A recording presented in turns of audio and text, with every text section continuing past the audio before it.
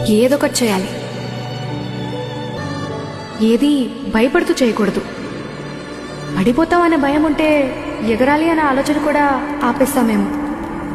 ఎగరాలి, ఇలాగే ఉండిపోకూడదు, మళ్ళీ ఎగరాలి. నాకిప్పుడు కావాల్సింది డబ్బో పేరో కాదు, కాన్ఫిడెన్స్. నా లైఫ్ని నేను డిజైన్ చేసుకోగలను అనే కాన్ఫిడెన్స్. ఏదొకటి చేయాలి. ఏది భయపడుతూ చేయకూడదు.